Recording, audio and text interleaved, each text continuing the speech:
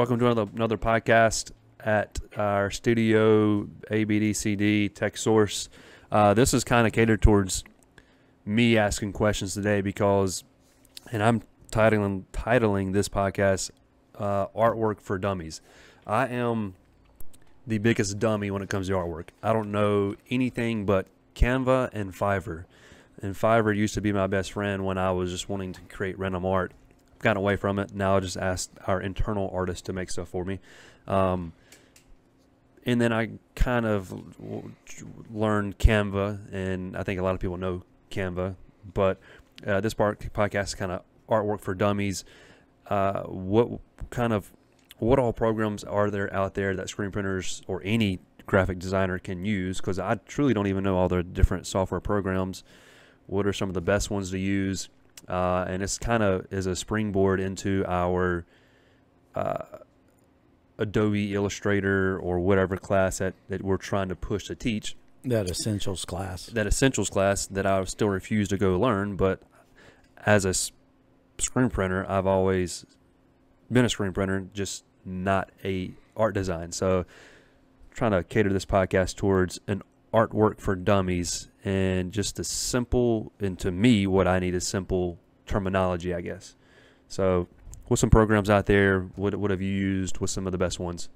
Well, the main programs that screen shops are using there's something called Corel and like Corel Draw, and I think that's a package that has both the raster or art that's made out of dots, and then you have vector.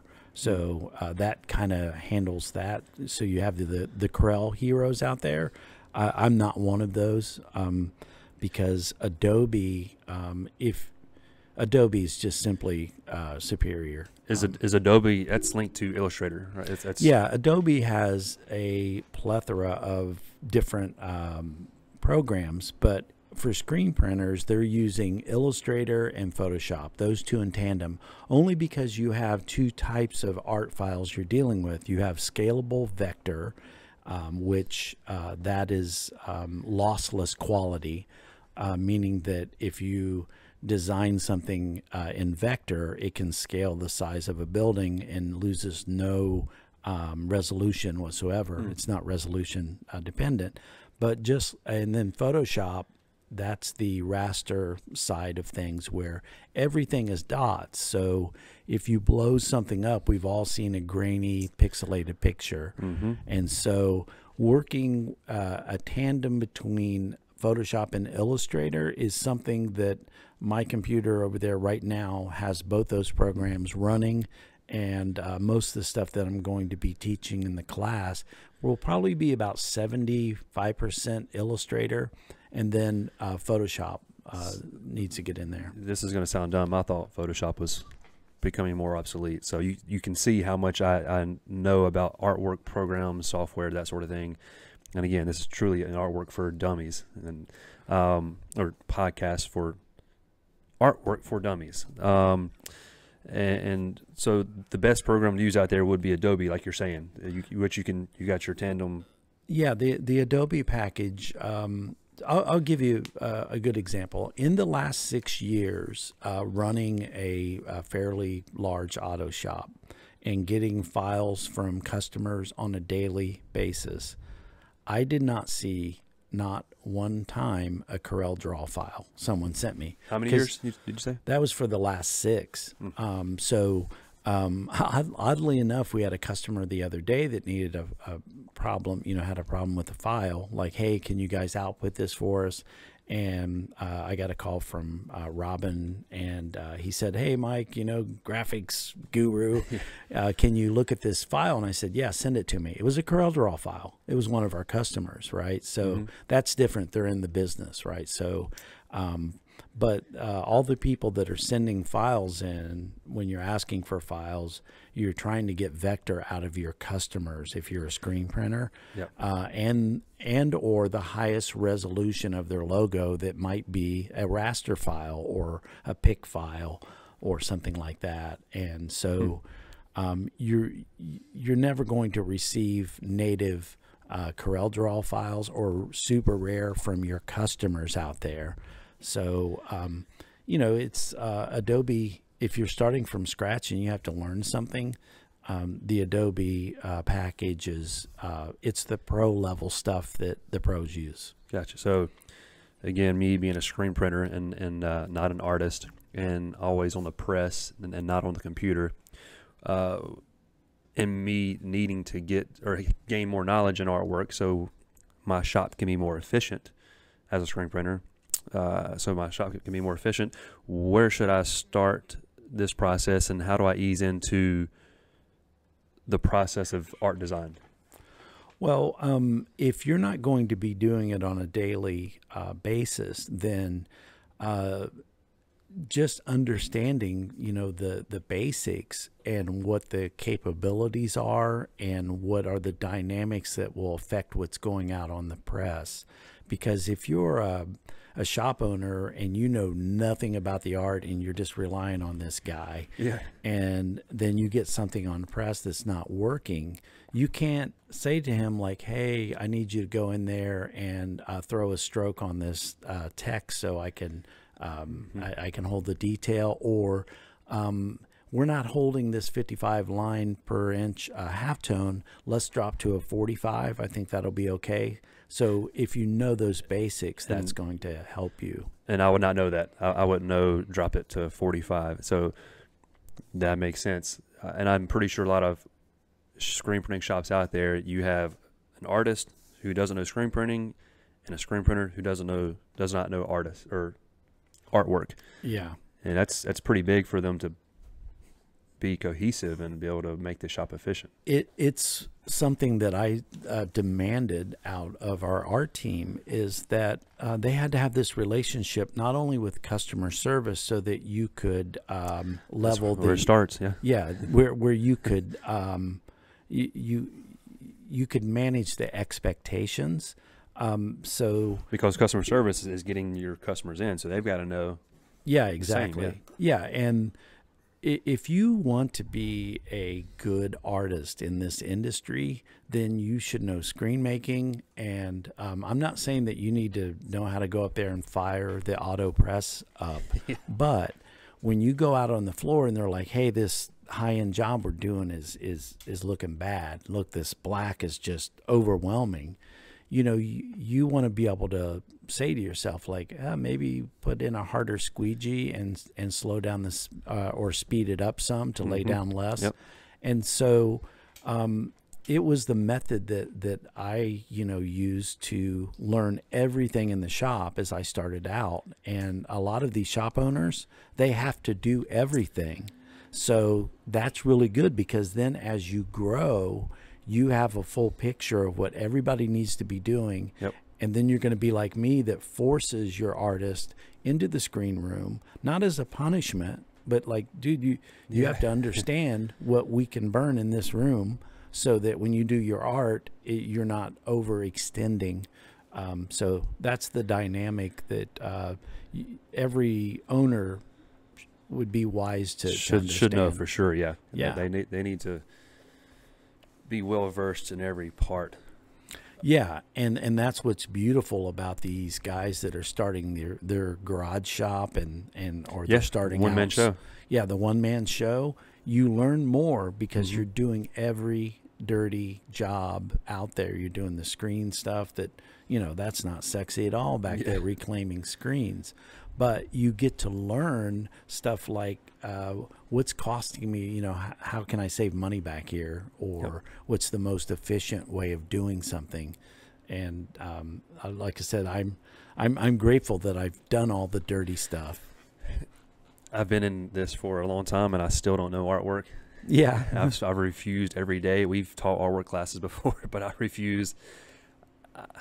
I know it's important for the whole thing to work, and that's why I'm trying to force myself to do it, which is kind of prompting this podcast. So I'm trying to force myself more into it. So and you're not that's not indifferent to what most places are. I would say the weak spot in most companies is the art, and and that's why I'm excited about this art class. But the need has always been there, and it sort of coincides with what's been happening online. So we're going to have this hands-on experience for people where they can ask questions, and then continuing like the little tips and tricks online. I'm your art guy. I mean, for sure. So you got your programs. Everybody knows, or you spoke about the programs. I don't even know what some of the tools and functions are within some of the programs. I mean, what's some of the different tools someone would use? I mean, I'm sure I've seen in Canva where you got the scissors and it's a cut tool, but I mean, what's some basic tools that you can just throw out there for people to know? Or is that more of a hard question to? No, I'll try to give the, of course you got like a text tool that you can do all kinds of text and that kind of stuff. And we're talking Illustrator here because like I said, if you could only have one, Illustrator is the program that you would have to have really because of the nature of things. But with that being said, so your text tool, very powerful because you got to lay out text and you can do all kinds of, I mean, that's where it begins, right? Yeah. Yeah. You can do treatments. You can fill the text with color and then add strokes to the outside. And then you can do special effects stuff where you warp stuff and on a circle and all that kind of stuff. Stroke. What is a stroke? The stroke is like if you were to draw a box and you filled that with red, you just have a red box sitting on your artboard inside Illustrator. If you put a stroke on it, let's say black, then it's got a black ring around the box. Okay. So that's very common and used in lots of things and lots of methods that we use in separating. But so there's the basic tools, the line tool that lets you draw shapes. Somebody sends you, this is going to be a great one in the class. I can't wait for this lesson because it's literally a t-shirt that somebody took a picture of and said, hey, I need you to recreate this t-shirt. And it's sent it to you on a camera phone. Yeah, exactly. Your iPhone, not camera phone. Yeah. And, yeah, the camera phone, that sounded like a flip phone. Like a BlackBerry type scenario, camera phone. BlackBerry always had the good games. They little scroll where the ball bounced stuff up and down on the BlackBerry. Like they had Breakout on BlackBerry? Yeah. I didn't know that. Yep. So do you still keep yours around? Just camera phone, flip phone, BlackBerry are gone. But that's a shame. But so this picture is very a typical thing that happens to an artist in that scenario where you have to just look at this and you bring that in as a reference and then you recreate that from scratch. So you have to find the fonts and then on this particular one, you literally scale that up and use the line tool to draw the shapes right on top of the crappy picture that they've sent you into nice clean vector that'll produce a screen. So what about when someone sends you a picture of a face? I mean, is that something that's going to be what I would know would be a direct to garment type of print or so? Well, yeah. That's where you have to, what is your shop doing? Are you guys doing high-end stuff where you're printing tones and that type of stuff? But if you brought me the face or a photo of Willie Nelson, and I'm using this as an example because I've done it, and you want to print it one color, you can manipulate it to do that.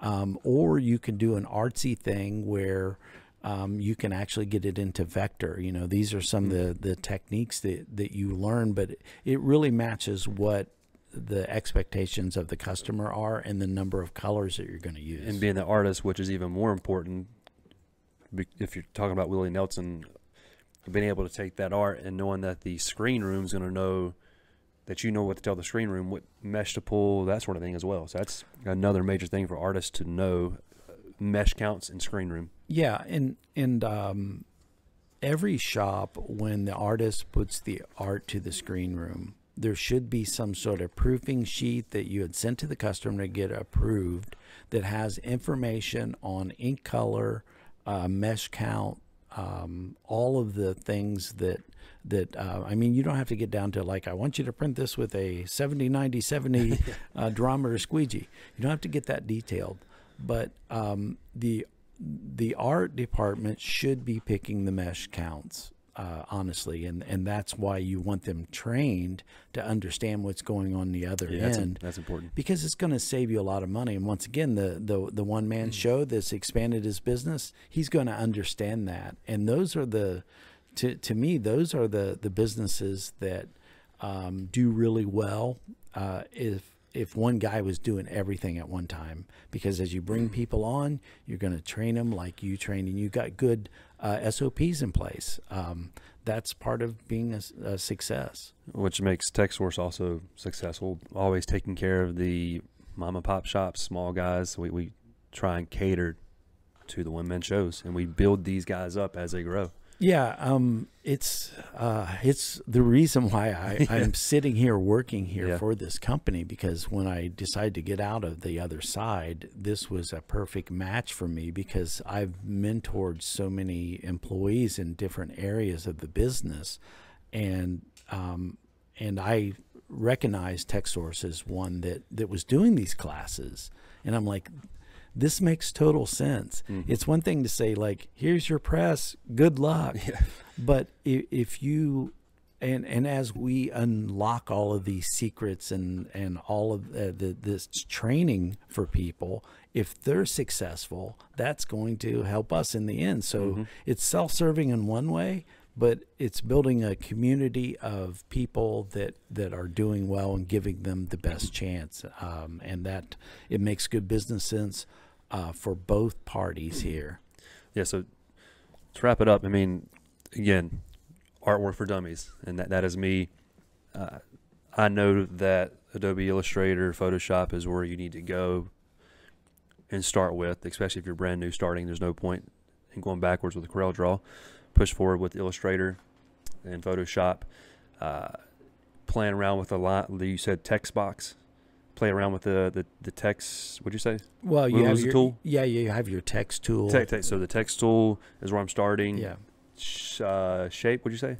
Then there's the shape tools. Shape tool. There's tons, but I mean, starting out, you want to start with text. You don't want to start out with a big logo with 4 circles and 5 boxes. I don't know. I'm just saying. Yeah. But artwork for dummies. Start small with text. Take the class. Take the class as well. Take the class, and you'll walk away. Even if you, like I said, even if you're that owner that's you're not going to do art daily, take the class. Bring your laptop in with your Adobe, just so that you can understand more about what's going on, and I'll get you over the fear of like, none of this makes sense to me. But that'll give you a better perspective of what's going on with your employees, and you'll know where you can push them to make your stuff better. All right. Well, I'll still be an artwork for dummy until I take the class. Yeah. I'm not going to take the class. I don't think he's going to take the class. I'm not taking it. I'm there. The only thing I've gathered is screw Corel Draw and stick to Photoshop or stick to Adobe, because that is what gives you your Illustrator and Photoshop. Well, and this is a huge debate. People bash me all the time on the Corel thing. I've been using Corel for 10 years, and I'm like, well, maybe the old heads keep doing it, but yeah, and if you're using that, then that's working for you. Yeah, that's great. I'm just not going to teach you if I'm the brand tricks new, that I know. If I'm brand new, I need to go with the new stuff. Here's what I tell the young people. I tell them this. Young people or old people, if you have never done artwork. Yeah, I'm saying something, or I should say people new to the industry, or maybe you're an artist that's going to work for a screen printing company. What I tell them is any high-level job in the industry, if you walk in there and say, I'm an expert at Corel Draw, they're not going to be impressed by that. But if you go in and say, like, I've been using Illustrator and Photoshop for 5 years, or that's what they're looking for. You're not going to see Corel Draw at the big companies, the Delta Apparels, the Adidases, the Nike, all of those. Yeah. They're going to say, Corel, what is that what is that? So good to know. Yeah, we can have a debate. Fight me about it. Fight me. Yeah. I don't have a debate on that part because I don't know it. Yeah, I'm saying that to the people listen to the podcast. They're saying like, that son of a bitch. He's always talking shit about Corel. All right. Well, guess this will stop the podcast on this. Yeah, Artwork for Dummies. you need something that you say like at the end, Yeah. like your mama, Yo, mama. something that just ends it Yeah. the show. All right. See ya. See ya.